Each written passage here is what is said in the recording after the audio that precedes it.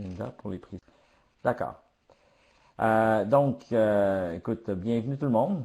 Alors, bienvenue à l'atelier. L'atelier s'intitule Au-delà du rapport de laboratoire. Sylvie, suppléante maternelle à la 12e année.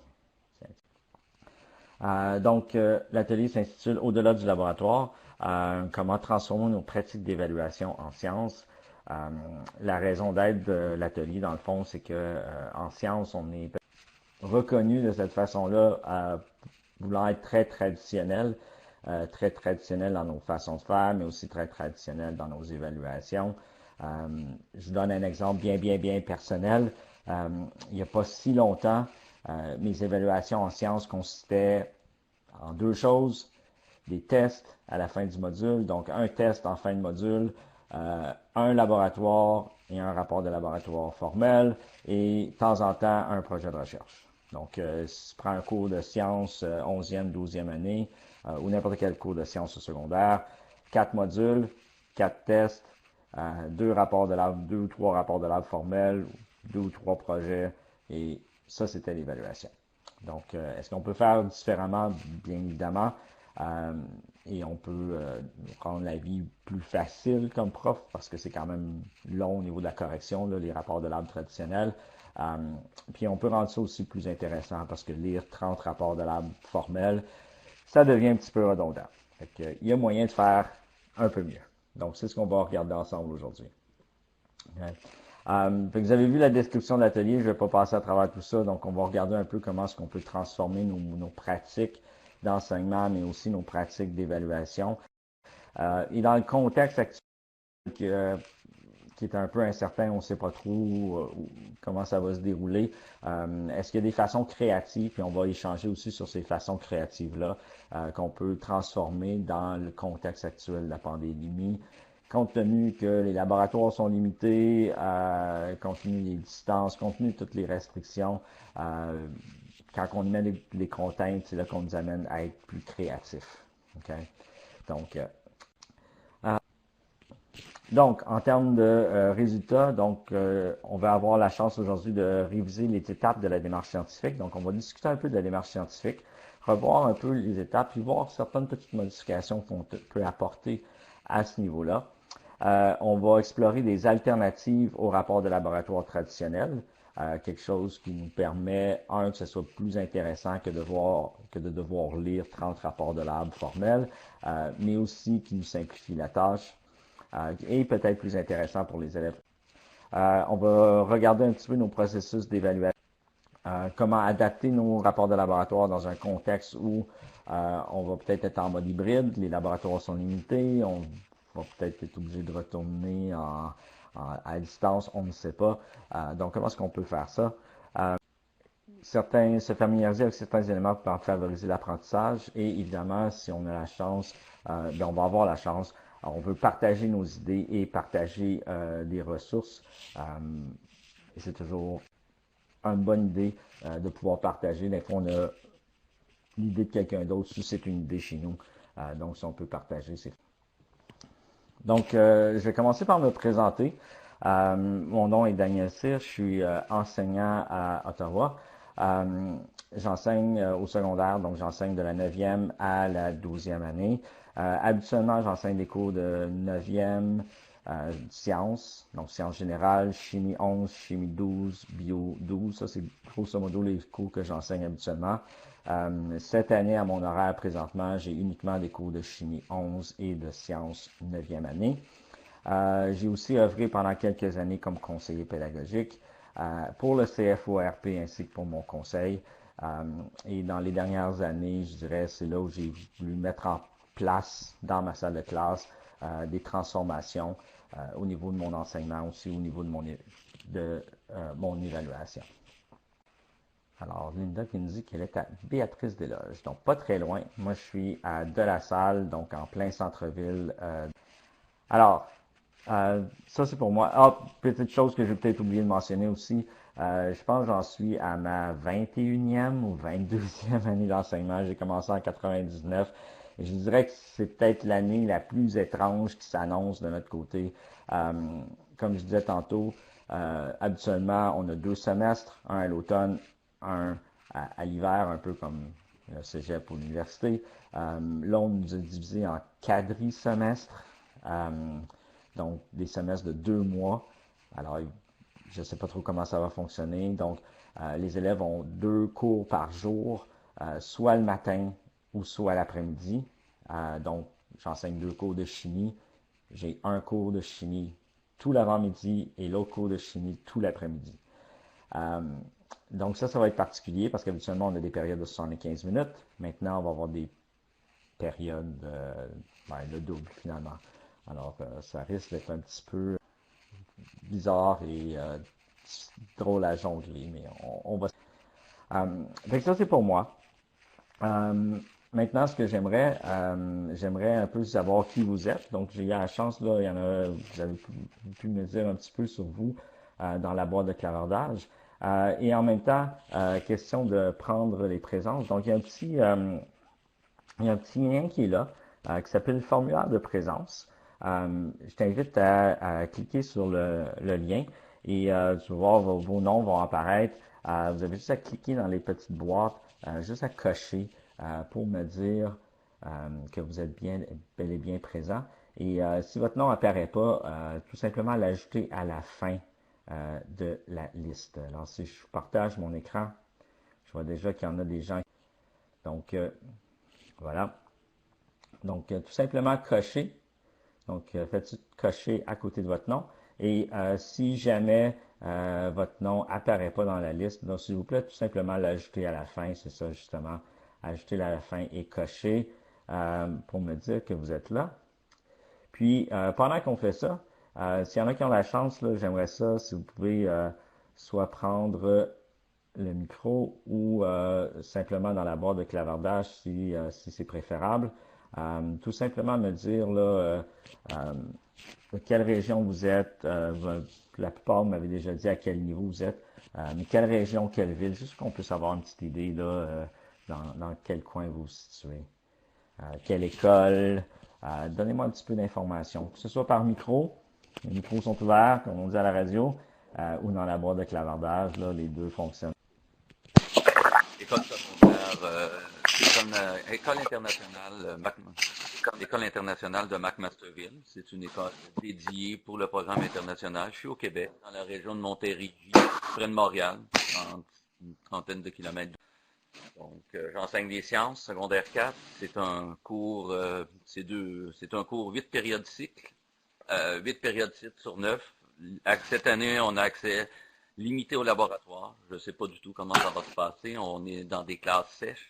Les laboratoires ont été transformés en classes sèches à cause qu'on ne peut pas changer. Les groupes ne peuvent pas changer. Donc, ça va être tout un défi cette année et on espère qu'on va avoir accès le plus rapidement possible au laboratoire parce que la pandémie sera pas aussi importante. On l'espère tous. Alors j'ai plein de messages ici. Là. Attendez, je vais essayer de voir. J'ai Linda qui me dit Béatrice Desloges. Puis là, l'Equinox à Pembroke. Je connais bien. Sylvie est à Timmins. Timmins, ça c'est... le nom de l'école m'échappe. Est-ce que c'est la grosse? J'ai Joël qui dit qu'il est à l'Odyssée à Nord. Jean-Pierre, Ottawa, Franco-Ouest. Bonjour Jean-Pierre. Nathalie, Brantford, entre Hamilton et London. École Marguerite Bourgeois. Charbonnel à Toronto. L'Académie Ange-Gabriel à Brockville pour Pascal. Monseigneur Jean-Noël à Windsor. Ah, Thériault, c'est ça, je disais. Thériault, Timmins, c'est Thériault. Dominique est à Hearst, au niveau secondaire. Manuel qui est à Toronto. Ludovic, Omer Deslauriers. Alors, on est dans le même conseil. Bonjour, Ludovic. Fériel dit Omer Deslauriers aussi. Bonjour, Fériel. On est dans le même conseil. Donc, Dominique, je ne sais pas si tu étais au secondaire ou plus à l'intermédiaire. Okay. Bonjour tout le monde. Fantastique. Okay. Alors, allons-y pour quelques notions pour débuter.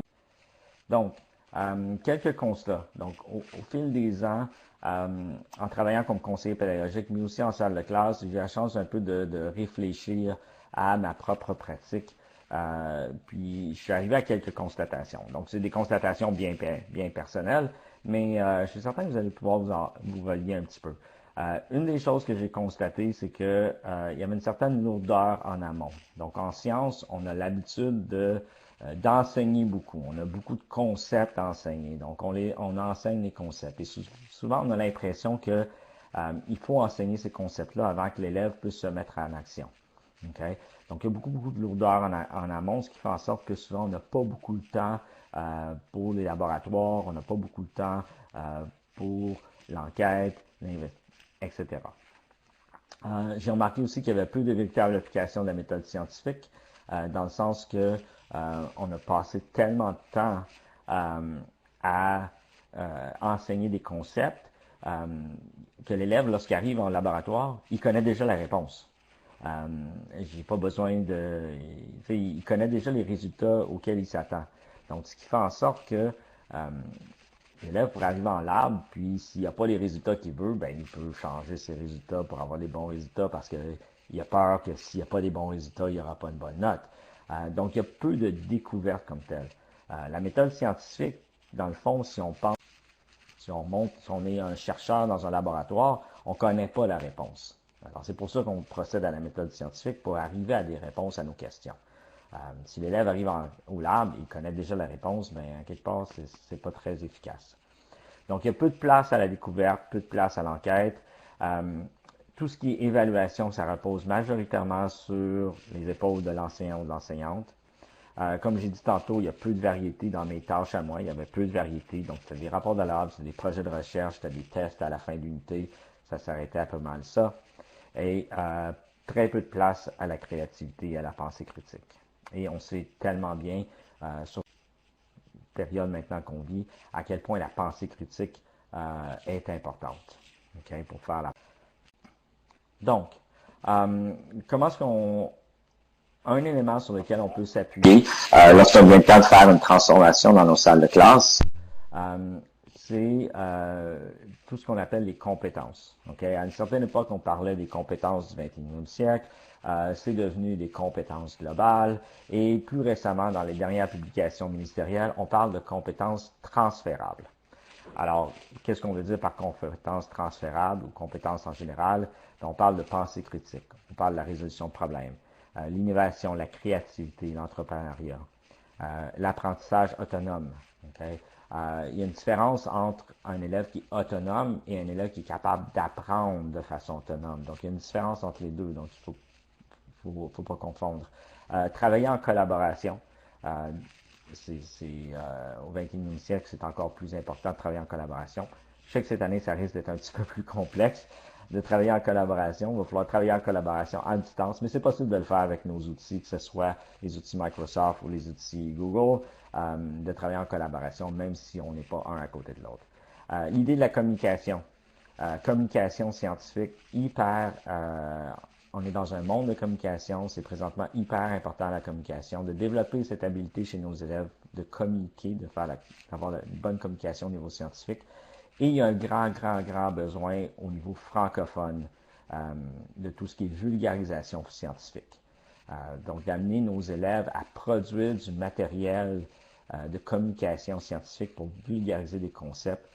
Ça peut être des citoyens mondiaux, durabilité et finalement ce qui a été ajouté récemment, c'est toute l'idée de la littératie numérique, c'est-à-dire de pouvoir pas simplement aller chercher de l'information, mais être capable de comprendre l'information qu'on retrouve sur le web. Okay? Pouvoir aussi distinguer de la vraie, de la fausse information, toutes des compétences qui sont très importantes. Je vous ai mis à droite une série de ressources que vous pouvez aller consulter en lien avec tous ces éléments-là de compétences. Donc, pour parler compétences globales, des feuillets qui ont été publiés, si je me trompe pas, qui ont été publiés par le CFORP pour parler profession. Définir les compétences du 21e siècle, ressources sur l'innovation, l'apprentissage, certaines affiches par rapport aux compétences globales aussi, produites par le CFORP, et tout récemment, Curriculum et ressources de l'Ontario, c'est une toute nouvelle ressource en lien avec nos compétences. Parlons de la démarche scientifique maintenant, parce que ça, c'est le cœur de notre webinaire aujourd'hui, okay, de notre formation. Si on regarde le modèle traditionnel qu'on a dans l'enseignement des sciences, et moi, je me reconnaissais dans ce modèle-là, et peut-être que vous aussi, vous allez vous reconnaître dans ce modèle, l'enseignement des sciences, bien souvent, comme j'ai dit, il y avait une lourdeur en amont au niveau de tout ce qui est concept à enseigner. Il y a de l'enseignement qui se fait, donc présentation des concepts théoriques par l'enseignant et l'enseignante.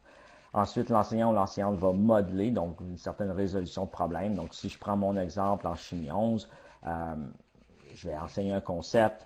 Ensuite, je vais faire des problèmes au tableau avec les élèves. Je vais en faire 2, 3. Et ensuite, je leur donne le temps de faire des exercices par eux-mêmes. Donc, la mise en application. Okay? Donc, ça, c'est un peu le modèle traditionnel. Okay? Ce qu'on veut essayer peut-être on veut peut-être essayer de faire, c'est de renverser un petit peu ça. Okay. On connaît tous les étapes de la démarche scientifique, donc on débute avec une question ou un objectif. Ensuite, on a des hypothèses. On y va avec l'expérimentation. On recueille des résultats et ensuite, on a un côté. Okay. Alors, comment est-ce qu'on peut transformer, si on peut, ou modifier ces différentes petites étapes? Si on commence avec l'objectif ou la question, okay? Je donne un exemple ici bien simple. Okay? Je pourrais faire un lab, quelle est la température d'évaporation de l'éthanol? Okay. Question bien simple. L'élève connaît déjà la réponse dans le fond. Il peut aller sur Google, il peut la taper, puis pouf, il y a la température d'évaporation de l'éthanol. Je peux vouloir voir si je suis en mesure de reproduire, d'arriver à la bonne réponse.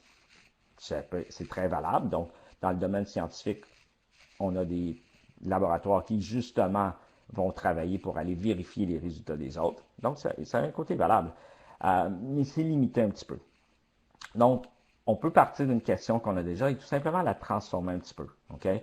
Par exemple, lequel de l'éthanol ou du propanol possède la température d'évaporation la plus élevée? Bon, encore une fois, l'élève pourrait aller en ligne, puis trouver sur Google, puis dire un et l'autre. Sauf que là, dès que je me mets à comparer un et l'autre, bien, je peux amener l'élève à réfléchir, à savoir bien, pourquoi est-ce qu'il y en a un que la température est plus élevée que l'autre. Okay? Et là, je peux, sans rentrer dans les détails, je peux rentrer dans les liaisons intermoléculaires, blablabla, etc. Je peux, dès le départ, avoir enseigné tous ces concepts-là. Mais au lieu d'enseigner tous les concepts tels que les liaisons intermoléculaires, qu'est-ce qui influence la température d'évaporation, bien, ce que je peux faire, c'est tout simplement aller directement au laboratoire, faire l'expérience, déterminer la température des deux, puis ensuite amener l'élève à réfléchir bien, pourquoi il y en a un que la température est plus élevée que l'autre. Donc, lui-même arriver avec la réponse. Un peu comme un chercheur ferait dans un laboratoire. Okay? Donc, parfois, juste prendre nos questions, nos objectifs, et juste les transformer un peu, ça donne une plus-value. Souvent, j'ai remarqué que nos hypothèses, on sait tous comment faire une hypothèse. Okay? Donc, telle variable, donc la variable indépendante varie d'une certaine façon, alors il va arriver ceci à telle autre variable qui est la variable dépendante. Parce que. Donc, le si, alors, parce que. Donc, on connaît ces étapes-là de la méthode scientifique. Malheureusement, plusieurs laboratoires, j'avais remarqué, c'est souvent des laboratoires simplement d'observation. On fait faire des hypothèses à nos élèves, mais dans le fond, les hypothèses ne sont pas basées sur rien. Dans le sens qu'il n'y a pas de variable. C'est juste des observations. Okay? Qu'est-ce que tu penses qui va arriver? Ou, une hypothèse, c'est pas juste ce que je pense. Il faut que ce soit basé sur quelque chose. Okay? Donc, l'idée de bien formuler des hypothèses, c'est important. Okay? Donc, d'avoir ce concept-là de si, je me mélange tout le temps là, et c'est le matin.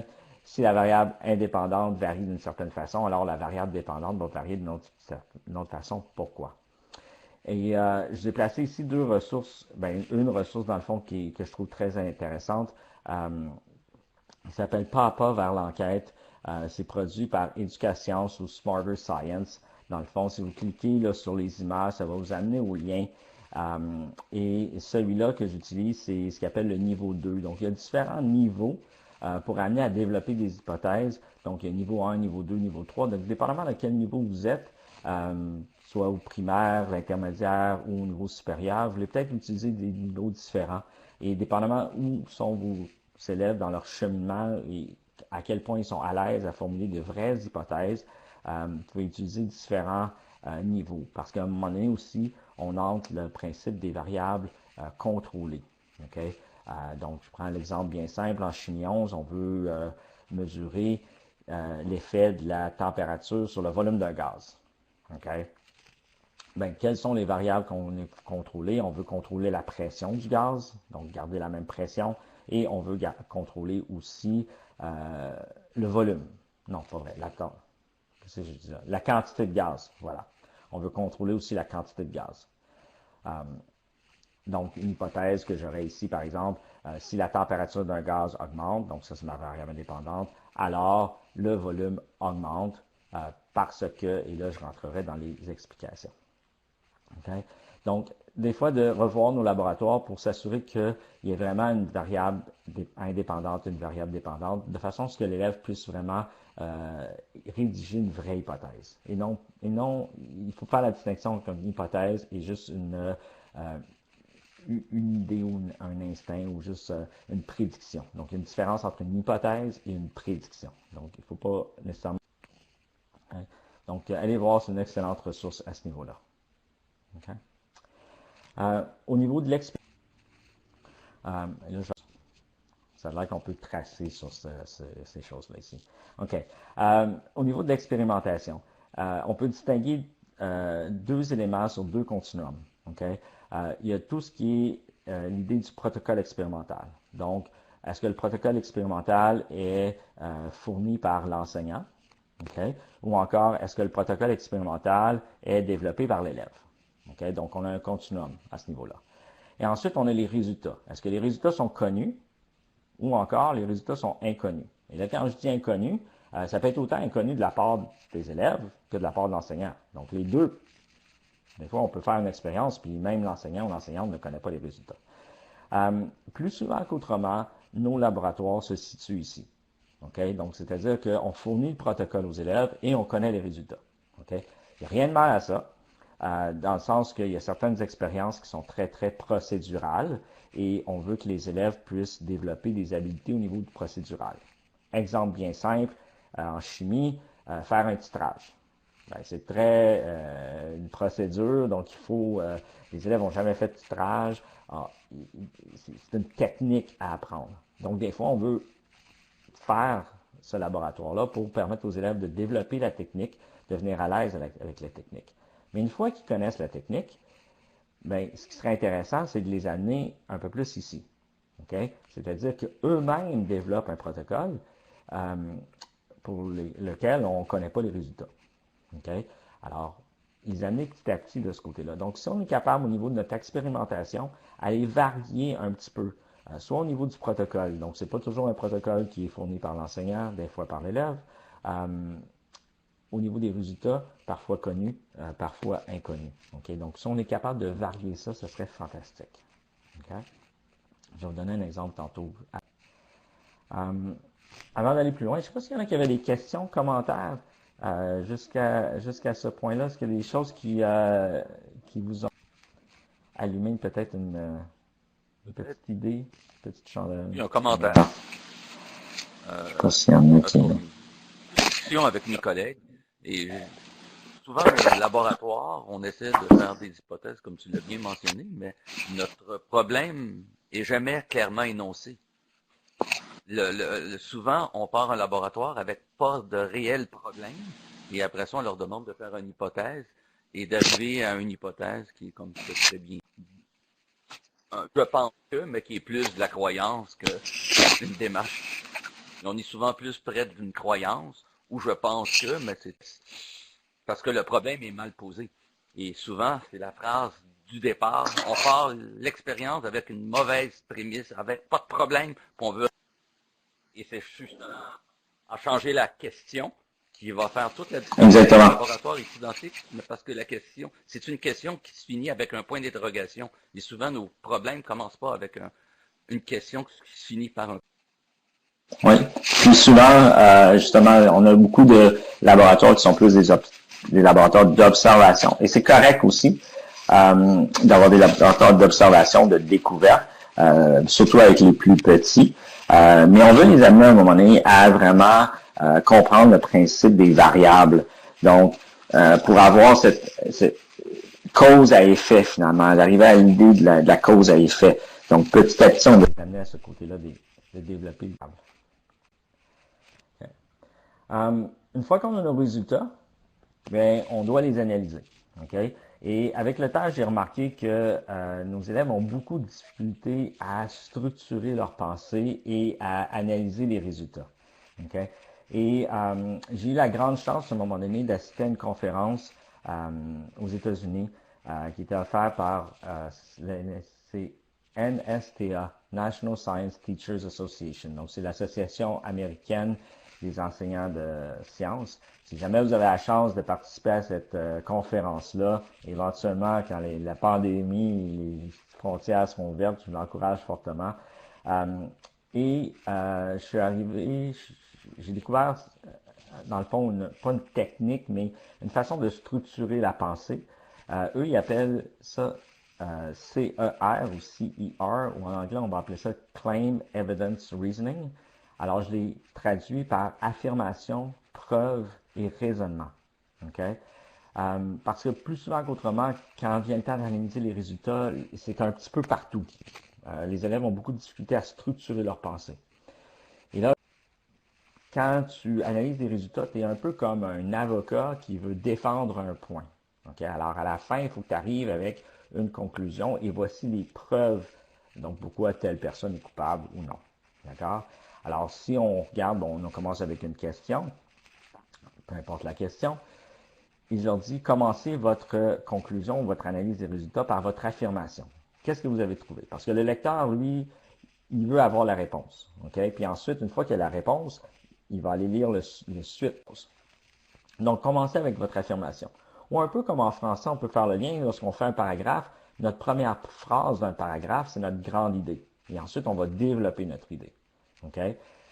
Quelles sont tes preuves? Les preuves, c'est les résultats expérimentaux. Okay? Alors, va chercher dans les résultats expérimentaux quels sont les éléments importants de ces résultats expérimentaux. Je n'ai pas besoin de tout m'indiquer. Des fois, on peut juste mettre un tableau ou un graphique, mais va chercher quels sont les éléments importants. Okay? Je donnais l'exemple tantôt, là, la relation entre la température et le volume d'un gaz. Alors, mon hypothèse étant, la question est, quelle est la relation entre la température et le volume d'un gaz? Bien, après avoir fait l'expérience, mon affirmation pourrait être que le volume de gaz augmente lorsque la température du gaz augmente. Quelles sont mes preuves? Bien, à 20 degrés Celsius, mon volume était de 10 millilitres et à 30 degrés Celsius, mon volume est de 15 millilitres. Alors, ça, c'est mes preuves. Quel est le raisonnement ensuite? Donc là, c'est l'explication scientifique. Alors, pourquoi le volume a augmenté? Donc, on peut penser ici, là, par exemple, que le mouvement des particules bouge plus vite, ce qui fait en sorte que le volume augmente. Okay? Donc, en utilisant cette approche-là, donc affirmation, preuve et raisonnement, j'ai découvert avec le temps que nos élèves étaient mieux en mesure de structurer leur pensée et d'aller chercher quels sont les résultats importants. Parce que quand on fait une expérience, évidemment, il y a des résultats, c'est pas tous les résultats qui sont importants. Parfois, il y a des résultats qui sont erronés dans la suite des données qu'on a pris. Donc, il faut aller chercher les tendances et les éléments les plus importants. Okay? L'art de questionner. Ah, merci pour la ressource, Claudine. C'est définitivement quelque chose à aller visiter. Merci beaucoup. Donc, à nouveau, je vous ai mis quelques ressources ici si vous voulez en savoir plus sur cette façon de structurer la pensée. Donc, affirmation, preuve, raisonnement ou CER en anglais. Designing Science Inquiry, donc une petite vidéo, et Claim Evidence Reasoning aussi, là, donc une petite ressource et une... Okay. Je vous donne un petit exemple ici. Okay? Comment est-ce qu'on peut transformer un laboratoire? Parfois, Gilbert disait dans le fond, des fois, il faut parfois juste simplement changer notre question. Okay? Des fois, c'est changer une petite chose qui permet d'amener nos élèves beaucoup plus loin. Par exemple, ici, un laboratoire que j'avais souvent l'habitude de faire, c'est... Oui, Joël qui dit, j'aime bien le CER, j'enseigne aussi le français, j'y vois une stratégie adaptable, définitivement. C'est un peu la même stratégie qu'en français lorsqu'on développe un paragraphe. On a notre grande idée. Ensuite, on va avoir nos preuves, nos arguments. C'est un peu la même chose en science. On veut développer la même façon de faire. Donc, avoir la grande idée et ensuite, quels sont tes arguments. Donc, je reviens à mon exemple ici. Combustion de l'acétylène. Donc, c'est un lab que j'avais l'habitude de faire très souvent pour démontrer la différence entre une combustion complète et incomplète. Bon, si vous ne savez pas la différence entre une combustion complète et incomplète, je suis sûr que tout le monde le sait. Combustion incomplète, ce serait, par exemple, lorsqu'on brûle du bois, il y a de la suie, ça s'accumule dans la cheminée. Ça, c'est une combustion incomplète. Combustion complète, c'est si on a une cuisinière au gaz, on a une belle flamme bleue, c'est très chaud, il n'y a pas de suie. C'est ce qu'on veut. OK. Ce laboratoire-là, c'est simple. On prenait du carbure de calcium, je le mets dans l'eau, ça produit de l'acétylène et je recueille l'acétylène dans une éprouvette par déplacement d'eau. Le laboratoire original disait de faire 4 éprouvettes. Première éprouvette, c'est 100% de l'acétylène. Donc l'éprouvette, elle est pleine, à pleine capacité d'acétylène. Deuxième éprouvette, on est 50% d'acétylène, 50%. Troisième éprouvette, on est un quart acétylène, trois quarts air. Dernière éprouvette, un peu moins qu'un huitième d'acétylène et le reste de l'air. Et là, les élèves allument avec une petite éclisse de bois, un peu de feu, allument les différentes éprouvettes et regardent ce qui se passe. Donc, la première éprouvette, c'est une combustion incomplète. L'éprouvette est toute noire. On peut le voir un peu sur la première image. Là. Si on regarde ici, là, on peut voir l'éprouvette, elle est toute noire. Okay? Et là, quand il arrive à la dernière éprouvette, donc il n'y a pas beaucoup d'acétylène, mais beaucoup d'air, là, on a une belle flamme bleue et là, la combustion se fait très, très rapidement. Puis ça fait même un pop à cause de l'espace qui est restreint. Les élèves trouvent ça très excitant. Mais j'avais remarqué que dans ce laboratoire-là, les élèves faisaient l'expérience, donc ils suivaient le protocole étape par étape, mais ils arrivaient à la fin, ils avaient le temps d'analyser leurs résultats, puis ils étaient comme, monsieur, il y avait des questions, puis ils ne comprenaient pas vraiment pourquoi, qu'est-ce qui se passait. Okay? C'était complexe pour eux.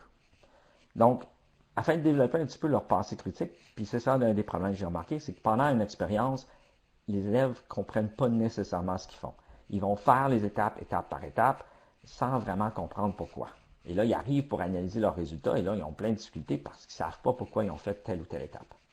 Alors, ce qu'on a fait, c'est qu'on a changé un petit peu le protocole, c'est-à-dire qu'on a changé la question, à savoir, la question est maintenant, comment obtenir une combustion complète de l'acétylène? Et le protocole dit, dans ton éprouvette, tu as 50% acétylène, 50% air. Alors, ils allument celle-là, ils regardent ce qui se passe, et ensuite, ils doivent modifier les conditions de façon à obtenir une combustion. Et là, parce qu'ils sont à 50-50, ils peuvent aller dans un sens ou dans l'autre. Alors, il y a certains groupes qui vont dire, ah, ben, si je veux une combustion complète, je vais mettre plus. En fait, il faut mettre plus d'air, il faut plus d'oxygène. Okay? Donc, il y en a qui vont dans la mauvaise direction, ils se rendent compte que, oh, non, ça fonctionne. Pourquoi? Et là, on les amène à se poser des questions. Donc, lorsqu'ils terminent l'expérience, ils ont vraiment compris. Donc, lorsqu'il vient le temps de s'asseoir pour rédiger leur rapport ou rédiger la compréhension, elle est là. Okay? Donc, des fois, un petit changement de pas grand-chose fait. Okay? Et si je fais le lien avec nos différentes compétences, donc l'apprentissage.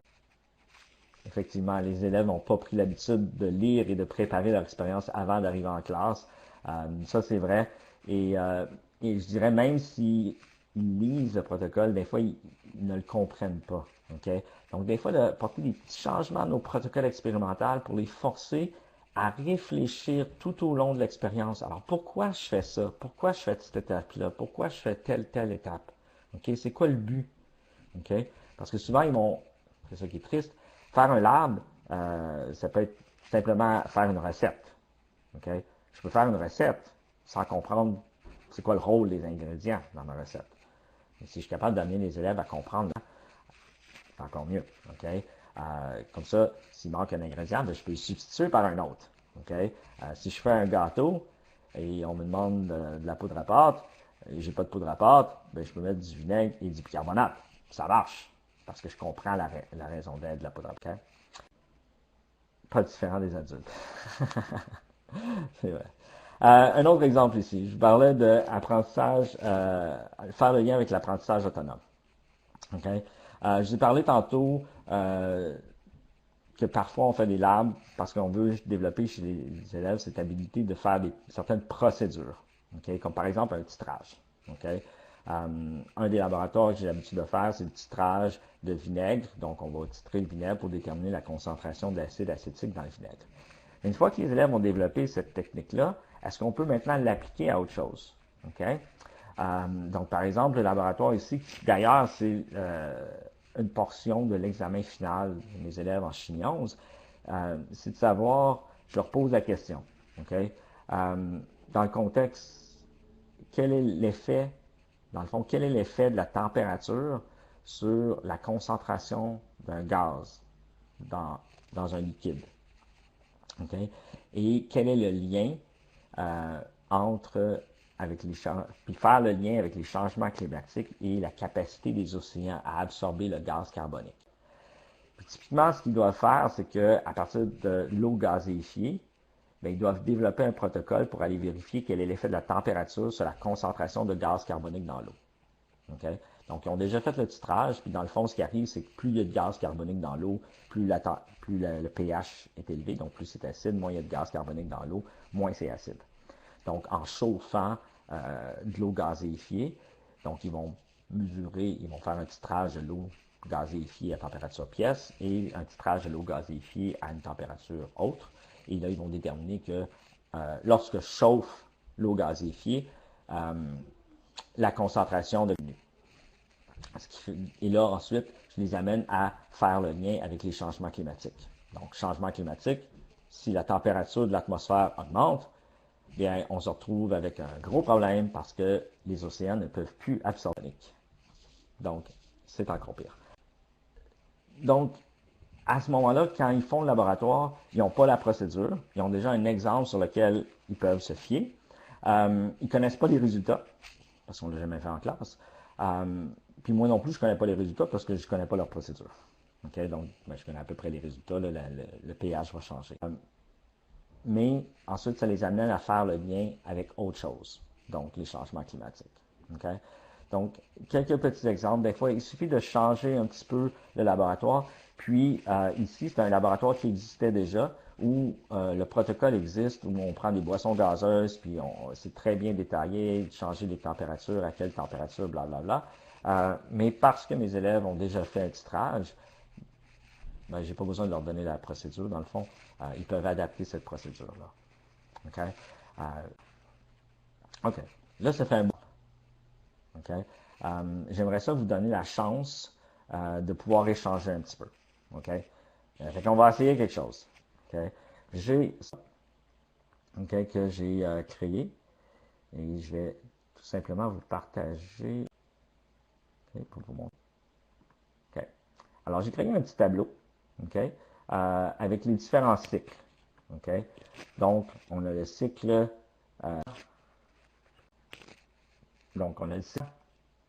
moyen, intermédiaire et secondaire. OK. Alors, dans quelques instants, je vais vous diviser en... Et par exemple, si vous êtes dans le groupe secondaire, l'idée, c'est de peut-être... j'aimerais que vous ayez la chance de partager peut-être certaines des expériences que vous avez faites. OK? Donc, l'idée, c'est de remplir un petit peu le tableau, là. C'est un peu pêle-mêle, OK? Dans le sens que l'idée, c'est de dire, ben, telle expérience, on a modifié la question. OK? Telle expérience, on a modifié l'hypothèse. Telle expérience, on a modifié la méthodologie. ou telle expérience, on a modifié telle autre chose. Okay? L'idée, c'est pas de tout remplir le tableau, c'est seulement de se donner des idées, ben, où telle expérience, on devrait modifier la question. On devrait modifier la méthodologie pour amener les élèves à développer leur propre méthode. Okay? Ou on devrait modifier quelque chose d'autre. Soit on l'a fait ou on ne l'a pas fait. Okay?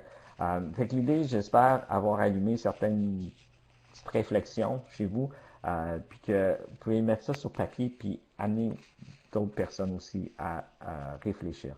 Fait que je vais vous donner cette chance-là d'échanger. OK? Fait que, donc, Madame Linda, oui, je vous mets avec l'intermédiaire. OK. OK. Donc, je vais vous mettre dans différents groupes. Oups. OK, on va essayer de faire ça. Fantastique. Donc, j'ai fait différents groupes. Donc, okay. Et je vais vous envoyer dans ces différents groupes dans un instant.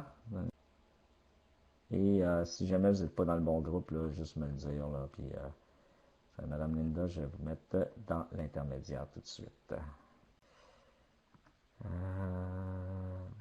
Grosso modo, j'ai deux groupes parce que je n'avais pas vraiment de gens au primaire. Donc, je vous envoie dans les deux groupes, puis on se donne peut-être, quelle heure est-il? On se donne peut-être une douzaine de minutes. Puis ensuite, on revient en groupe pour partager le tout. OK? Donc, on se donne 12 minutes pour faire ça. Et je vais aller dans vos différents groupes à certains moments donnés pour écouter un peu ce que vous en dites. Et vous avez accès aux documents, donc vous pouvez écrire et je vous laisse partager. Donc voilà, je vous divise en deux groupes.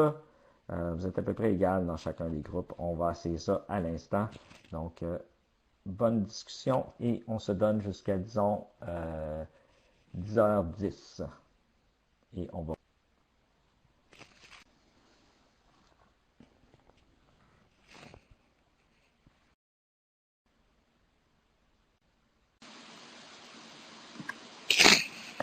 Alors, bonjour, rebonjour tout le monde. Je pense qu'on est de retour, tout le monde dans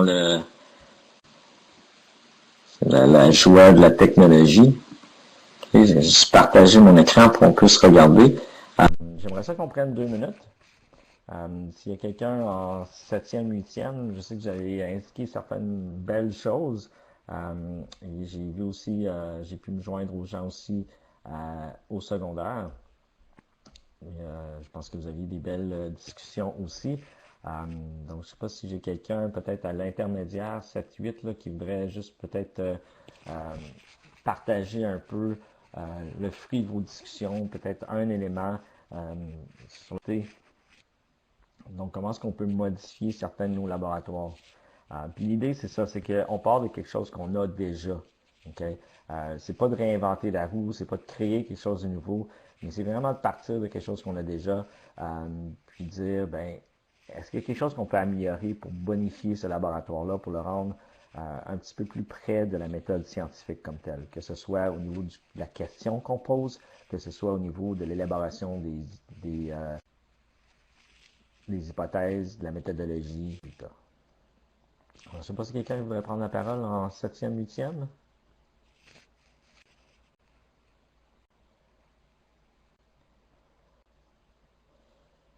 Un des éléments que moi j'ai remarqué, en 7e année, vous avez parlé des substances pures et des mélanges, le taux de dissolution. Alors, qu'est-ce qui affecte le taux de dissolution des substances au niveau des hypothèses? Okay, on disait, demande aux élèves d'écrire 3 hypothèses, une pour la température, une autre pour le taux d'agitation, finalement la taille des cristaux. Je ne sais pas qui l'a écrit, mais ça me disait, est-ce que c'est trop? Je dirais non. Okay, je peux faire le lien, le parallèle avec mon exemple avec les gaz. Qu'est-ce qui affecte le volume des gaz? On a la température, on a la pression, on a la quantité de gaz. Donc, ça m'amène l'élève peut écrire 3 hypothèses différentes et il réalise que les 2 autres variables sont des variables contrôlées. Et là, on disait aussi, ben, peut-être permettre à l'élève de choisir quelle variable il veut modifier pour l'amener à développer son protocole. Et ça permet de développer chez l'élève cette connaissance-là des des variables indépendantes, dépendantes et des variables contrôlées. Fait que ça, je trouve que c'est un excellent exemple. Okay? Je ne sais pas si en 9 au secondaire, s'il y a quelqu'un qui voudrait peut-être nous dire un petit... Oui, donc Nathalie qui disait l'expérience du taux de dissolution, mes élèves éprouvent encore de difficulté à analyser les résultats.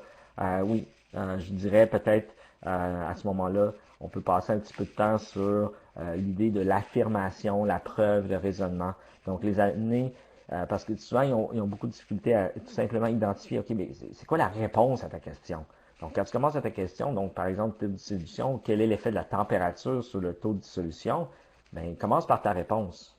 Ben, lorsque la température augmente, le taux de dissolution augmente. Quelles sont tes preuves? OK?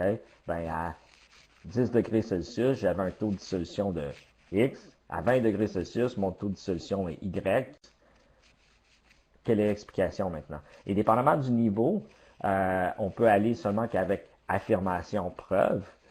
Et là, s'ils sont plus avancés, mais là, on peut rentrer dans le raisonnement, donc dans le pourquoi. Mais je pense que peu importe le niveau, que ce soit au primaire, moyen, intermédiaire ou même au supérieur, dépendamment du niveau, on peut commencer à affirmation et ensuite la preuve. Okay? Et là, déjà là, ça va permettre de structurer leur pensée. Est-ce que quelqu'un peut-être au secondaire? Je vois le temps qui file par contre. Là. Le temps.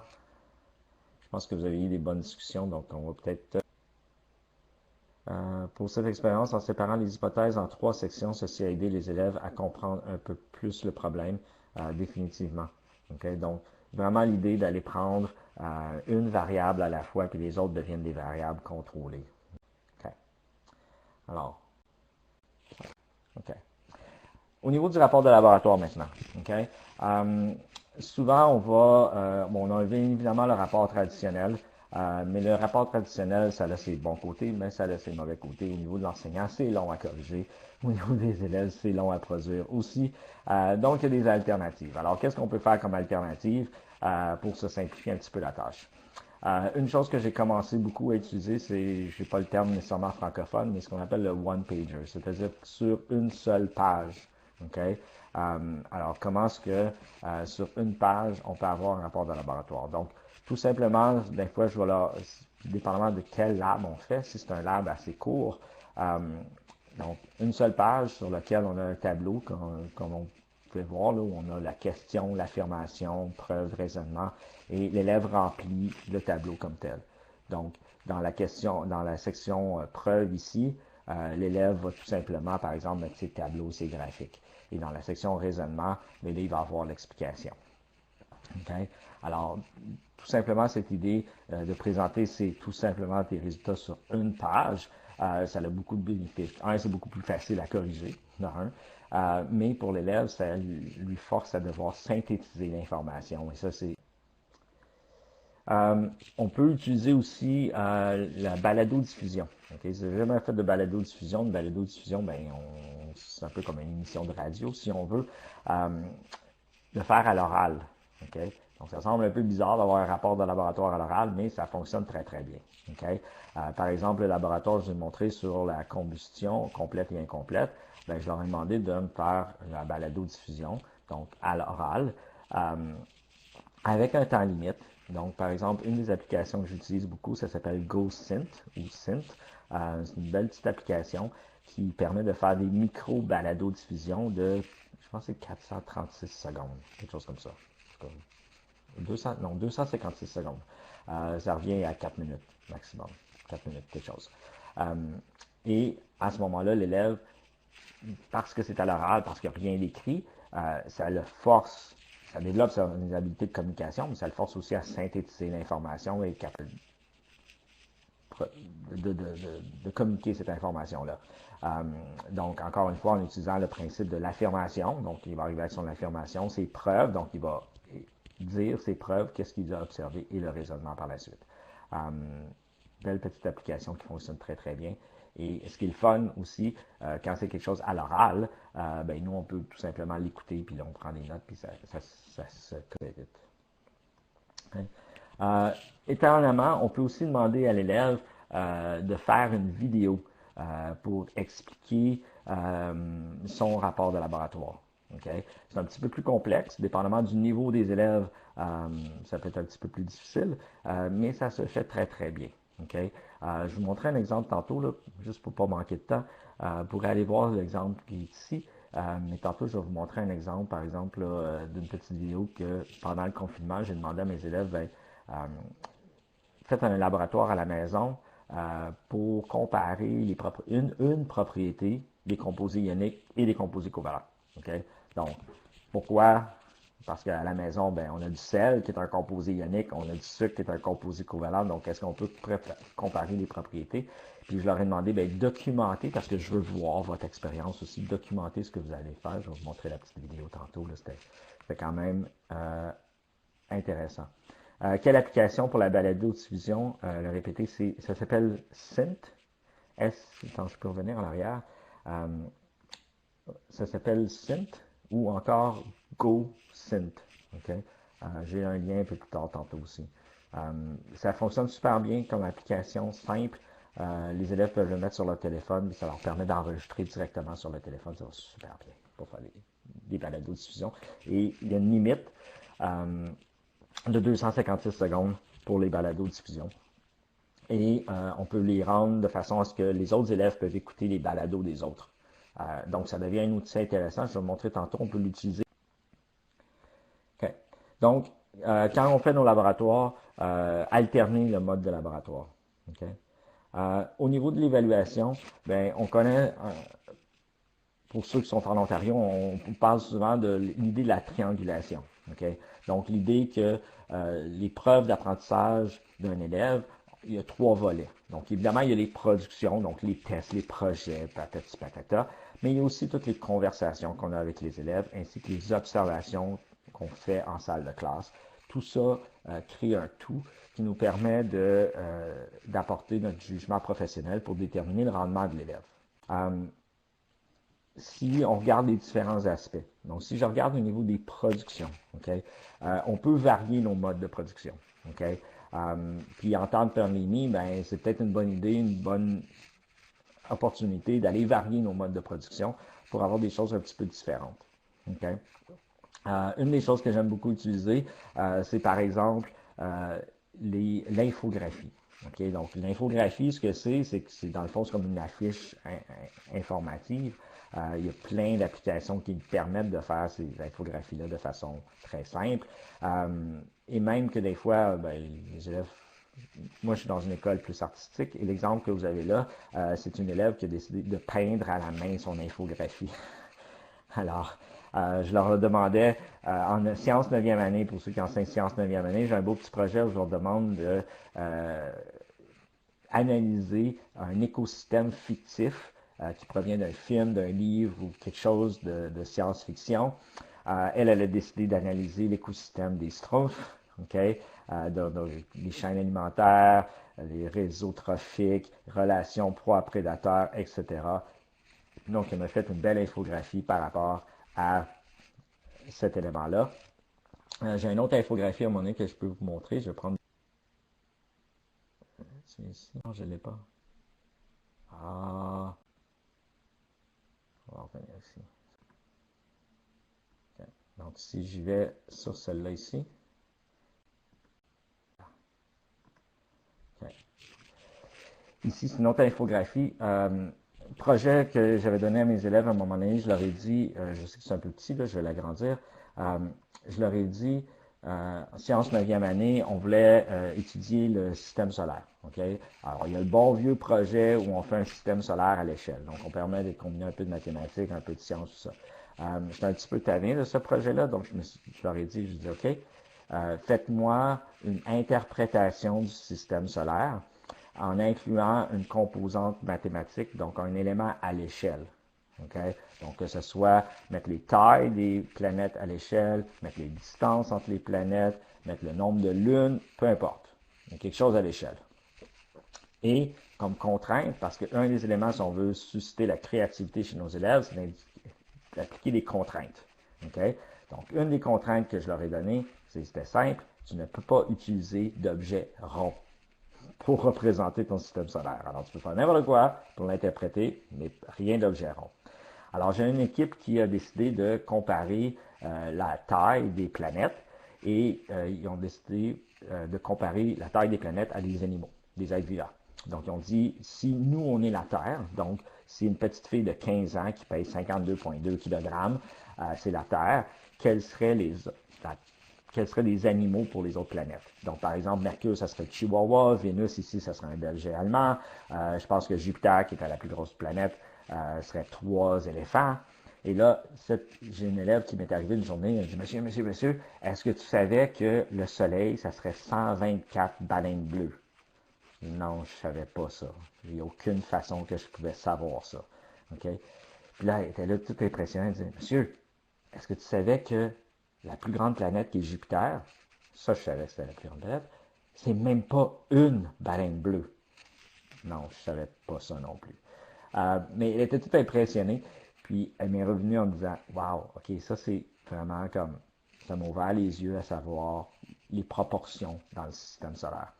Donc, l'utilisation de l'infographie peut être très intéressante parce que ça permet à l'élève de consigner l'information tant sur, dans le fond, l'infographie comme telle.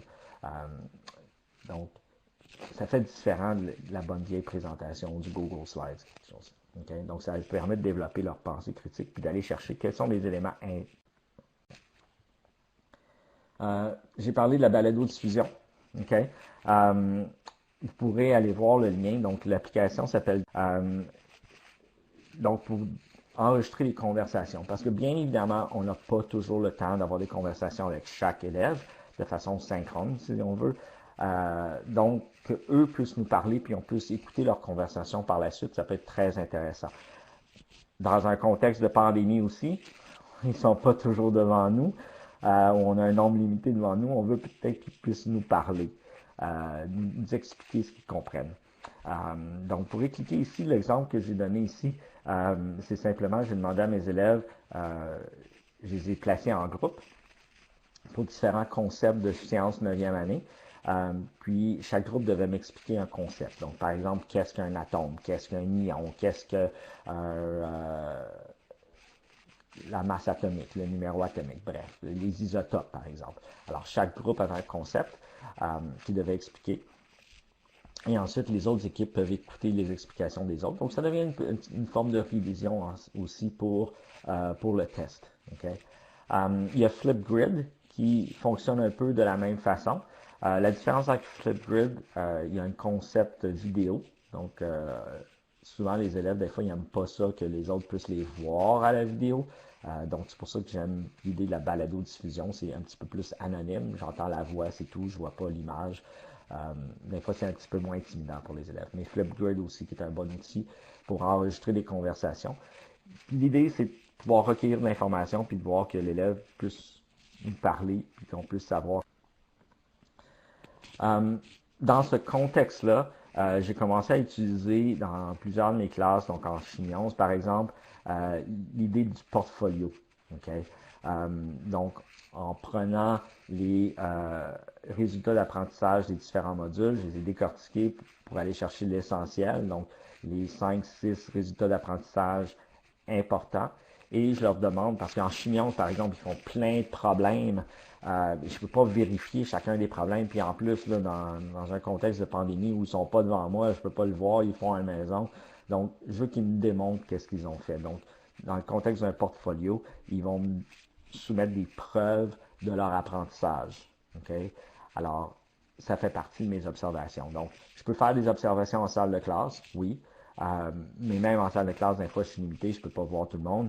Là, dans un contexte de distanciation, pas dissociation, mais distanciation, encore pire. Donc, d'avoir l'idée d'un portfolio numérique, encore mieux dans le contexte actuel, où l'élève peut fournir ses preuves lui-même d'apprentissage. Donc, étant au secondaire, ils ont un téléphone, c'est un petit peu plus facile. Ils font un problème, prennent une photo, ils le mettent dans leur portfolio, ils mettent une petite explication à côté. Je leur demande aussi une auto-évaluation dans le contexte du portfolio, à savoir, est-ce que c'est un concept que je comprends beaucoup, peu, pas du tout. Donc, ça me permet de donner de l'information à ce niveau-là. OK? Si jamais c'est quelque chose qui vous intéresse, l'idée du portfolio, ça vient pas de moi, je l'ai pris une conférence auquel j'ai assisté. Vous voyez le lien qui est en bas ici pour aller voir la présentation de cette dame-là qui était excellente, qui utilise l'idée du... Oui. Et je vous dirais, l'idée du portfolio aussi, ce qui est intéressant, c'est que ça permet à l'élève qui, par exemple, lors d'une évaluation moins bien réussie, de pouvoir retourner à ces concepts-là, puis me démontrer qu'il comprend par la suite. Donc souvent, j'ai des élèves qui vont arriver, ils vont dire « Ah, monsieur, j'ai pas bien réussi le test, peux-tu le reprendre? » Je dis « Ben, tu regardes le test, tu dis « Ok, ben, tu as bien réussi telle chose, il y a cet élément-là que tu n'as pas bien réussi. Ben, va refaire les problèmes, démontre-moi d'une autre façon que ce concept-là, tu le comprends maintenant. » Donc, voilà. Donc, pour résumer cette section-là, en termes d'évaluation, oui, il y a les productions, c'est important, nos tests, nos rapports de lab, mais est-ce qu'on peut varier un peu ces éléments-là? Donc, varier nos productions pour que ce soit un petit peu plus intéressant en utilisant soit la balado-diffusion, en utilisant l'infographie, en utilisant la vidéo, par exemple. Okay? J'ai passé vite, puis peut-être qu'à la fin, on aura le temps un petit peu. Mais vous allez voir la petite vidéo ici. Par exemple, pour les gaz, j'aurais demandé d'étudier un phénomène de tous les jours. Donc, on a fait du popcorn en classe et je vous ai demandé qu'il m'explique qu'est-ce que le popcorn comme tel. Pourquoi le maïs éclate. Okay? Alors, en créant une petite vidéo. Et cette vidéo-là permet de développer la communication, mais aussi l'idée de la pensée critique, à savoir quels sont les éléments essentiels que je dois placer dans ma vidéo, parce que je donne tout le temps cette contrainte, il y a cette contrainte de temps-là. Okay? Alors, tu n'as pas 3 heures pour m'expliquer, tu as 2 minutes, par exemple, ou tu as une vidéo de 1 minute. Okay? Alors, une contrainte de temps qui permet de développer la créativité. Okay? Donc, okay. Avant de passer aux séances à la maison, j'aimerais peut-être avoir votre rétroaction. Je ne sais pas si il y a des idées, il y a des choses que vous faites dans vos propres classes qu'on pourrait partager avec les autres, des façons de varier, soit le mode de production, si vous avez des projets que vous avez, de votre rétroaction. En chimie, j'avais fait faire un projet avec mes élèves pour... on parlait des métaux lourds et des problèmes avec l'environnement. Et les élèves avaient à faire une production, un genre d'annonce télévisée pour la télé scolaire, pour justement donner aux élèves, aux autres élèves, l'idée de comment bien recycler les batteries, par exemple, les piles. Qui sont dangereux pour l'environnement. Donc, les élèves avaient eu à faire un projet de façon complètement différente, devaient voir l'impact des métaux lourds dans l'environnement, puis ensuite, comment est-ce qu'on peut faire pour changer les choses et fonctionner. Good. Puis, je pense que ça, c'est bien aussi de pouvoir, je vais en parler plus tard, mais de faire ce lien-là entre la science et notre vie, la société de tous les jours. Souvent, je dis aux élèves, la science, il y a deux choses que je dis aux élèves. Je dis, la science, on ne l'apprend pas dans les livres. C'est vrai qu'on l'apprend dans les livres, là, mais ce que je veux dire, c'est qu'on l'apprend en expérimentant. Ça s'apprend au laboratoire. Donc, à la base, il faut partir de cette philosophie-là que la science, on l'apprend dans les livres. Et l'autre chose très importante, c'est que la science, c'est tout ce qui est autour de nous. Tes toasts le matin, c'est de la science. C'est une forme de combustion, peut-être. Il y a des réactions chimiques. Tu fais des biscuits chez toi, c'est une réaction chimique. Tout ce qu'on vit autour de nous, ce sont des réactions chimiques. Donc, la science, c'est notre vie au quotidien. Fait que ça, c'est important aussi de pouvoir faire le lien entre la science et la société. Souvent, on l'oublie et ça devient un petit peu trop théorique. Okay? Puis je pense qu'on a des belles opportunités maintenant de faire ces liens-là entre la science et la société. Juste un exemple, par exemple, je vous ai parlé tantôt les infographies. Je demandais aux élèves d'étudier les environnements, un environnement fictif. Mais avant, je leur ai demandé de faire un travail similaire en étudiant un environnement urbain c'est-à-dire quelque chose qui est autour de eux. Ouais, c'est mon prochain exemple, justement. L'année dernière, en fin de compte, j'avais ouvert, je l'avais fait avec PowerPoint, mais ça se fait avec Google Slide. Pour la classe, tout le monde collaborait dans un même Google Slide, mais il y avait 16 équipes. Chaque équipe avait le droit à 2 slides, côte à côte, et ils devaient aller chercher une photo de leur crue.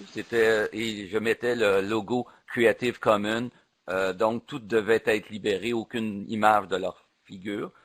Et c'était des photos originales. Ils devaient déterminer des liaisons en technologie, direct, indirect, tout le volet techno. Et j'avais donné 16 thèmes, un thème pour chaque équipe. Et ils devaient trouver une photo en rapport et de légender la photo avec le volet exploratif. Oui, ça fonctionne super bien. C'est ça qui est la beauté de nos documents collaboratifs. Dans la même veine, j'ai une enseignante, une collègue, pour étudier en bio, là, je suis vraiment pas biologiste, là, mais les différents règnes, donc les règnes animaux, l'élève doit prendre une photo d'un règne, je sais pas trop quoi, mais dans cette photo-là, il va ajouter un objet pour démontrer que c'est lui qui a pris la photo. Donc, il est allé dans l'environnement pour trouver cet objet-là, puis il a mis l'objet, donc c'est sa photo, puis il explique le règne, puis les embranchements, puis je ne suis pas un biologiste, là, je me dirais ça. Quand on parlait de faire le lien entre la science et notre environnement, en période de confinement l'année dernière, j'avais parlé de mon projet des écosystèmes fictifs, mais habituellement en classe, j'avais l'habitude avec mes élèves d'étudier un écosystème, donc on le faisait tous ensemble, un peu comme un exemple.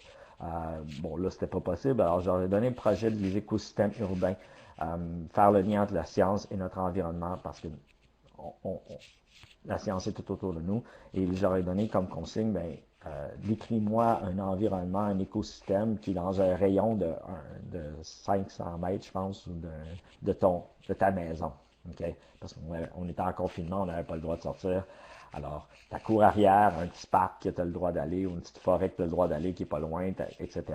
Donc, juste développer l'idée de ces écosystèmes-là. Quelque chose qui est autour de nous. Okay? C'est super bien fonctionné. Okay, de science à la maison. Dans le même ordre d'idée, tantôt, là, j'ai pas mis l'exemple, mais je vous disais l'interpréter le système solaire. Okay? Faire une interprétation du système solaire, représenter le système solaire de façon créative. J'ai une élève qui, elle fait du ski de fond. Okay? Et là, une fois que la neige avait fondu, son entraînement de ski de fond, c'est du ski à roulette. Et elle a toujours un trajet qu'elle fait sur le long de la rivière des Outaouais d'une certaine distance. Alors, ce qu'elle a fait, elle dit, ça va être la longueur du système solaire. Ma maison, ça va être le soleil. Et où je me rends, le point le plus loin, ça va être la dernière planète du système solaire. Et donc elle a calculé les distances, et à chaque distance comme telle, elle prenait une photo d'elle à cet endroit-là. Donc, elle a créé une petite vidéo qui montre son entraînement, puis là, elle arrête, puis là, ça indique les distances et le temps. Donc, elle a fait le lien entre le temps que ça lui prenait pour faire ce trajet-là versus la distance dans le système solaire. Je trouve ça très, très intéressant. Okay? Comment est-ce qu'on peut faire aussi des choses à la maison où, par exemple, dans les labs, on n'aura pas nécessairement, comme Gilbert disait, on a des labs secs, c'est-à-dire qu'on ne peut pas être au laboratoire parce que les groupes ne peuvent pas changer de classe. Qu'est-ce qu'on peut faire? Il y a des choses qu'on peut faire à la maison, bien évidemment. Je parlais tantôt les composés ioniques, les composés covalents. Okay? Dans nos cuisines, notre cuisine, c'est de la chimie. Okay? Alors, c'est de la science qui est là dans la cuisine. Alors, comment est-ce qu'on peut faire ça? Alors, une des choses que j'avais demandé à mes élèves, c'est de comparer les propriétés des composés ioniques et des composés covalents. Développer un protocole. Donc, on parlait au début de la présentation de dire, est-ce qu'on peut amener les élèves à développer leur propre protocole? Donc, développer un protocole. Il y a une question de sécurité, évidemment, quand on fait quelque chose à la maison. Donc, il faut s'assurer que tout est sécuritaire. J'ai une autre expérience, que je vais vous parler dans un instant, qui impliquait du feu. Alors là, j'ai dit non, je veux pas que les élèves fassent ça à la maison, ça pourrait être dangereux. Donc, les élèves devaient me soumettre leur protocole, je devais approuver le protocole et ensuite ils pouvaient réaliser le protocole. Donc, les propriétés des composés ioniques équivalents, c'est eux qui choisissaient quelle propriété étudier. Donc, ça pourrait être par exemple la solubilité. Et la vidéo que je vais vous montrer, l'élève a décidé de comparer la conductivité électrique du sel et du sucre. Okay? Donc, je vous montre ça dans un instant. Vous allez voir, c'est super intéressant. Puis ce qui est intéressant, c'est qu'elle avait chez elle un vieil, je sais pas, un kit d'électronique, quelque chose comme ça. Et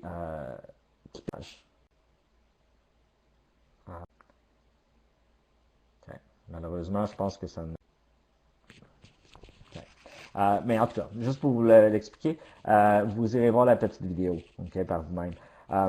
L'idée, c'était, elle avait un vieux kit électronique qui permettait de mesurer le voltage. Donc, elle a pris un verre d'eau, elle a mis les 2 électrodes dans le verre d'eau, elle a mis du sucre, mesurer le voltage, il n'y a rien. Elle a mis du sel, voilà, on voit que le voltage augmente. Donc, elle a pu comparer la conductivité électrique. J'ai d'autres élèves simplement qui ont comparé la solubilité. Ils ont pris 2 verres d'eau, ils ont mis du sel, du sucre. Ah, c'est soluble, les deux. Okay. Ou ils ont comparé du bicarbonate de soude, par exemple, avec du sel ou peu importe, la farine avec du sel. Il y a plein de choses dans nos cuisines. Il y en a qui ont comparé, par exemple, la température de fusion, température à laquelle les substances vont fondre. Okay? Donc, tout simplement, ils ont pris une casserole, ils ont mis un petit peu de... Je leur ai dit, mettez un morceau d'aluminium dans le fond de votre casserole là, pour ne pas brûler votre casserole. Là. Ils ont mis un peu de sel, un peu de sucre, ils l'ont juste fait chauffer, puis elle qui fondait en premier. Okay? Dans la maison. Dans la même ordre d'idée, des fois, ce qu'on veut faire à la maison, les élèves ne peuvent pas le faire, question de sécurité. Donc, c'est possible nous-mêmes de faire le laboratoire, de le filmer, de l'enregistrer et par la suite de le diffuser. Et les élèves peuvent utiliser ce qu'on a fait, okay, donc les résultats qu'on a obtenus, pour rédiger leur rapport de laboratoire ou faire l'analyse du rapport de laboratoire. Okay? Ce qui est intéressant avec la vidéo, c'est que l'élève peut aller le réécouter à plus qu'une reprise. Donc, même si on le fait en classe, si vous avez accès à un appareil pour filmer la démonstration, c'est pas une mauvaise idée de la filmer, puis la rendre disponible à vos élèves pour qu'ils puissent la réécouter, puis, parce que quand on le voit une première fois, on n'est peut-être pas certain à un moment donné, alors quand vient le temps de rédiger, ben là, il y a peut-être des éléments qui nous manquent. Okay? Donc, pas de mauvaise idée de le filmer. Pour aller voir la petite vidéo que je vous ai présentée à cet endroit-là. Okay? Il y a différentes choses qu'on peut faire à la maison. Donc, il faut regarder dans nos environnements. Il ne faut pas oublier que tout ce qui est autour de nous, ben, c'est le domaine scientifique. Okay? Donc, il faut garder ouvert là, pour ça. OK. Rapidement, 4 éléments à considérer dans nos cours de sciences. Premier élément, favoriser l'apprentissage actif. Okay? Que l'élève soit toujours en train de réfléchir, que c'est lui qui soit en action, qu'il ne soit pas passif. Souvent, je vous ai dit au début, on a beaucoup de lourdeur en amont, c'est-à-dire qu'on est en train d'expliquer des concepts, mais il y a plusieurs de ces concepts-là que l'élève peut apprendre par lui-même. Okay? Donc, favoriser ces apprentissages actifs-là. Je vous ai mis 2 liens très intéressants ici que je vous avais envoyés dans le courriel précédent. J'espère que vous avez la chance de le voir. Un, c'est la chaîne Cerveau et apprentissage de professeur Steve Masson qui est à l'Université de Montréal. Très intéressant par rapport à l'apprentissage, tout ce qui est cognitif et l'apprentissage actif. Il parle aussi dans une de ses vidéos aussi des mythes en éducation, donc allez voir ça. L'autre, la petite vidéo, c'est Derek Muller. Derek Muller, c'est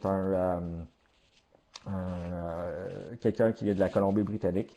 Donc, il a fait je pense que c'est un doctorat en physique sur l'art par la vidéo. Et il vous montre un peu là, quels sont les éléments là, importants à considérer là, lorsqu'on crée une vidéo, par exemple. Okay? Donc, allez voir celle-là, ça vaut vraiment, vraiment la peine. Okay?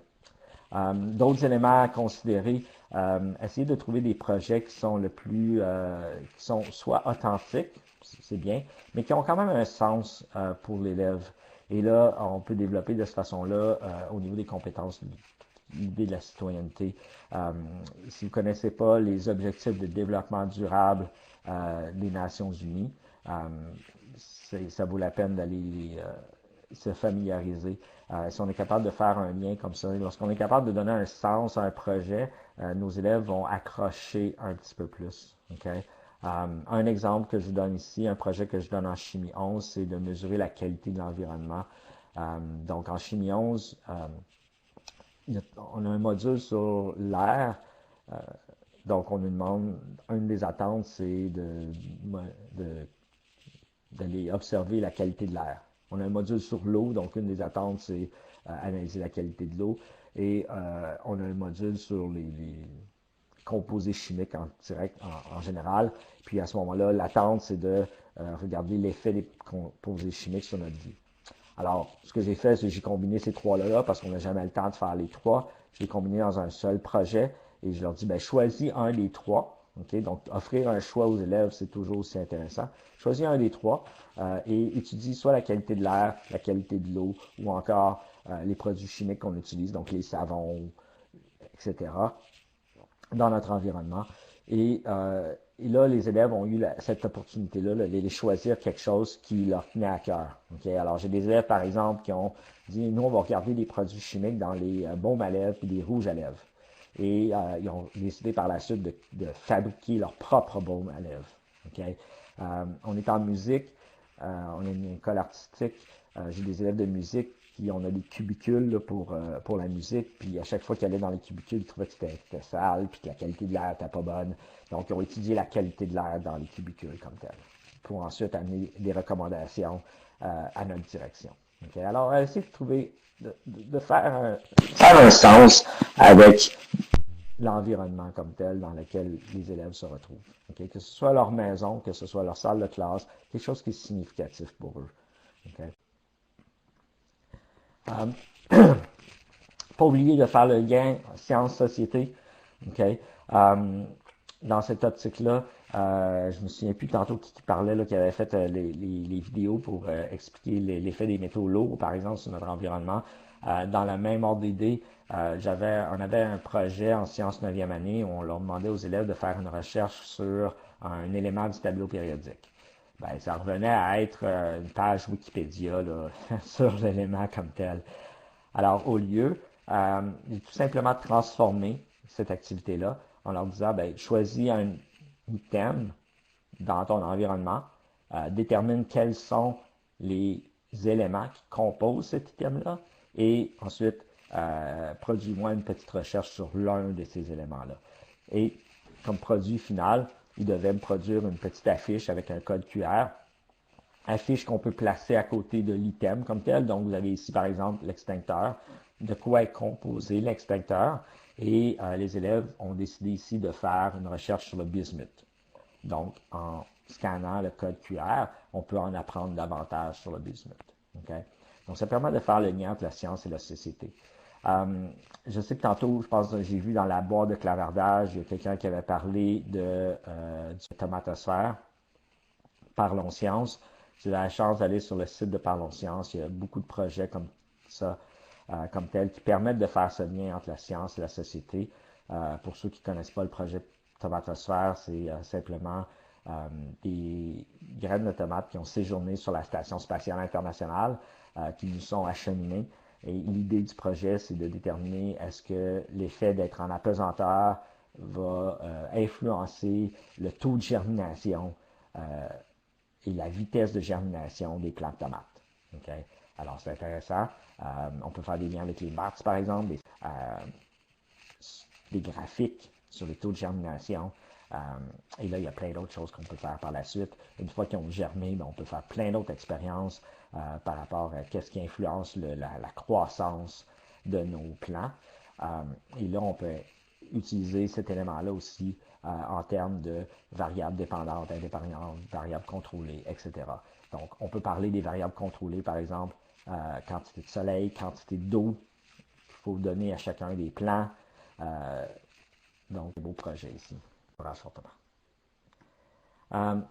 Autre élément à considérer, à ne pas oublier, garder les choses, il faut que ça soit amusant. Les sciences, c'est amusant. Deux exemples ici que je fais souvent en chimie pour démontrer la pression. On va marcher sur des œufs. Donc, les élèves sont toujours impressionnés. J'amène une couple quelques douzaines d'œufs, puis on s'amuse à marcher sur des œufs. C'est toujours le fun. Je demande à mes directions de marcher sur les œufs. Voir s'ils sont bons à marcher sur des œufs. Un autre exemple ici que j'utilise en électricité, la pâte à modeler. Squishy Circuits. Si vous voulez, j'ai les recettes, je les ai traduites en français, là, mais on peut créer notre propre pâte à modeler et il y a une pâte à modeler qui conduit l'électricité. On peut en avoir une autre pâte à modeler qui est isolante. Donc, on peut parler des isolants, des conducteurs, on peut faire des circuits électriques en parallèle, en série, etc. Donc, c'est beaucoup plus facile et beaucoup plus amusant de travailler avec la pâte à modeler qu'avec les fils, par exemple. Okay. Donc, gardez ça en tête quand ça vient le temps de ça. OK. Ouf, on arrive à la fin. Ça passe vite. J'aimerais vous donner la chance de vous exprimer une dernière fois. Donc, j'ai créé ce qu'on appelle un Jamboard. C'est un outil. Oui, on arrive à la fin déjà, ça passe vite. Hein. J'ai un Jamboard. Donc, je vous partage un peu mon écran, vous allez voir ce que c'est. Puis, si vous voulez mettre vos idées, le Jamboard, c'est dans le fond, c'est comme un petit... oups, c'est pas celui-là que je vais partager. C'est celui-là ici, voilà. OK. Jamboard, c'est un petit mur collectif. Oups. Donc, le Jamboard, c'est un mur collectif où on peut mettre des post-it, si on veut. On appelle ça des pense-bêtes. OK. Alors,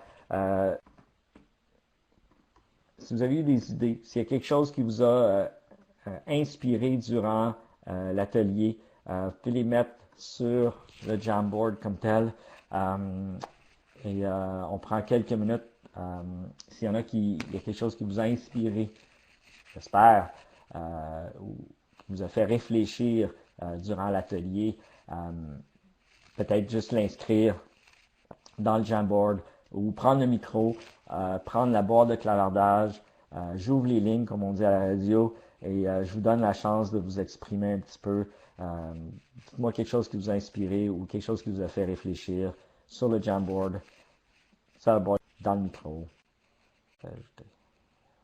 Ça se fait par les élèves. Ah, Joël, tu cliques sur le pense-bête et il y a un petit post-it qui devrait arriver. Et je vais vérifier au niveau du parc pour m'assurer que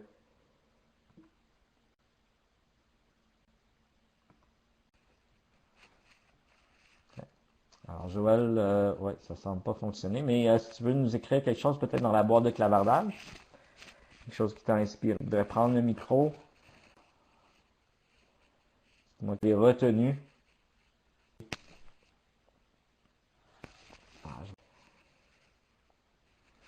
Le one-pager, oui. Je dirais l'idée du one-pager fonctionne très très bien pour organiser la pensée, l'affirmation, preuve. L'explication d'une simple manipulation de labo en balado qui doit être réalisée par un... Ah, j'aime ça. Ce qui est intéressant ici aussi, c'est que ça peut être un bel exercice si on veut aider les élèves à développer leur propre protocole. Qu'ils écrivent leur protocole, puis ensuite le donner à un autre élève pour voir est-ce que l'autre élève serait capable de réaliser ce protocole-là. Parce que souvent, les élèves ne réalisent pas à quel point il faut qu'ils détaillent chacune des étapes. Donc, ça peut être un protocole très simple pour assembler quelque chose. Donc, il n'y a pas de danger comme tel. Et là, tu pourrais avoir un élève qui développe, par exemple, à l'oral ou à l'écrit, un protocole et ensuite le donner à l'autre pour que l'autre personne puisse l'objet, par exemple. Oui, pâte à modeler pour l'électricité. Squishy Circuits. Oui, alors Squishy Circuits pour faire la pâte à modeler. Et ensuite, ce qui est le fun, c'est qu'on peut faire avec la recette, on fabrique la pâte à modeler, les élèves peuvent la faire eux aussi. Et ensuite, tout ce qu'on a besoin de se procurer, c'est quelques piles, quelques batteries, 9 volts, des petits adapteurs pour mettre sur des batteries. Là. On commande ça en ligne très facilement. Et des lumières, des DEL. Okay? Alors, dans le temps de Noël, par exemple, après Noël, quand les lumières sont en spécial, on peut alors acheter des ensembles de lumières de Noël, défaire les lumières. Les écosystèmes de Schtroumpf, oui. Ce qui est intéressant aussi, c'est que ça donne la chance aux élèves d'aller voir de prendre un film, un récit, quelque chose qu'ils ont vu fictif. Et souvent, dans les écosystèmes, les élèves ne savent pas nécessairement tous les animaux, tandis que quand c'est fictif, ils peuvent crier par. Oui. Puis au niveau des vidéos aussi, il faut dire aux élèves, vous n'êtes pas des cinéastes. Okay, on leur demande de faire des vidéos. Vous n'êtes pas des cinéastes, donc c'est pas l'image, c'est pas le contenant qui est important, mais c'est le contenu. Et je leur dis souvent, au niveau des vidéos, portez plus d'attention au son qu'à l'image, parce que si j'ai pas de son au niveau d'une vidéo, ça fonctionne pas très bien. Fait que je vous laisse continuer à ajouter des éléments sur le Jamboard. Vous pouvez continuer à mettre des éléments dans la boîte de clavardage. Je reviens à ma. Oups, un instant. Voilà.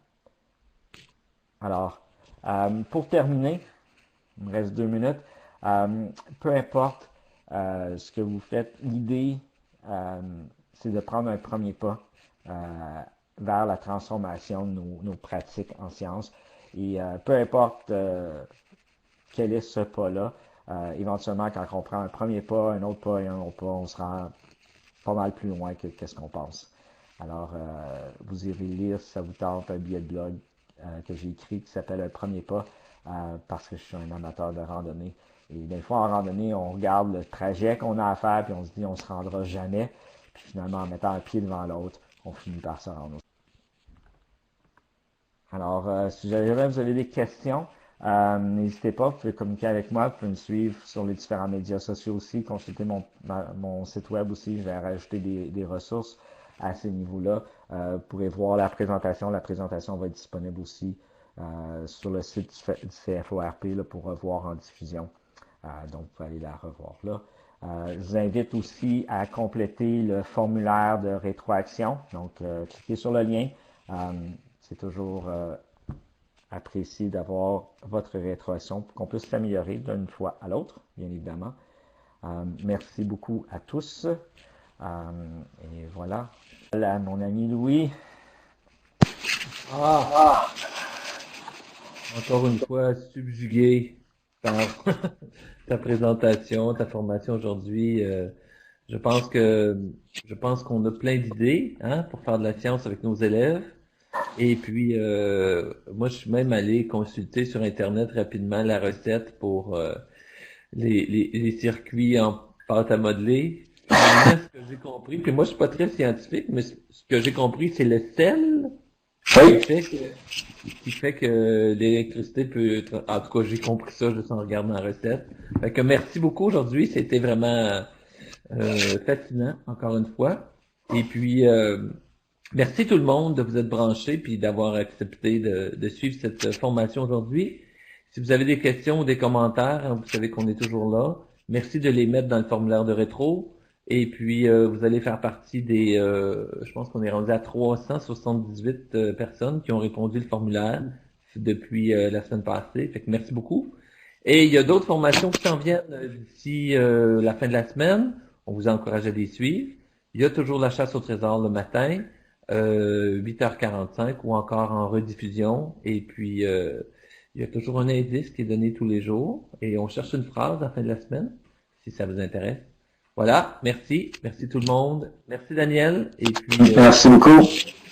Merci tout le monde. Merci. Et n'hésitez pas, si jamais vous avez des questions ou quoi que ce soit, je suis encore en ligne pour quelques minutes. Et sinon, je vous souhaite une belle rentrée scolaire. Et si jamais vous avez des questions en courant du semestre, n'hésitez pas à communiquer avec moi, consultez aussi mon site web pour d'autres idées. Et voilà.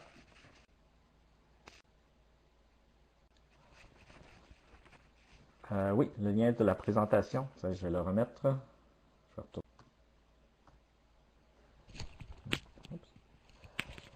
Alors,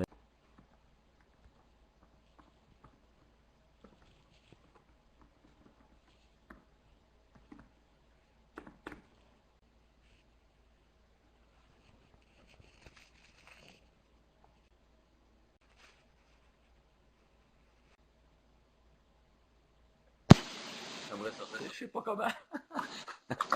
ah, ben, tu peux tout simplement quitter, Louis, je pense. Ok, ben, c'est que je cherche le piton qui peut en perdre ce que tu écoutes. Je pense qu'on peut